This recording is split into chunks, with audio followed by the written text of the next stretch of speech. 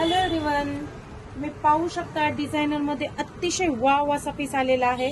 अतिशय सुंदर त्याची बॉर्डर पहा, त्याचं वर्क पहा तुम्ही, किती सुंदर बॉर्डर आहे आणि अतिशय उत्कृष्ट दर्जाचं वर्क त्याच्यावर केलेलं आहे. तुम्ही पाहू शकता या पद्धतीने येणार आहे साडीचा आपल्या पदर.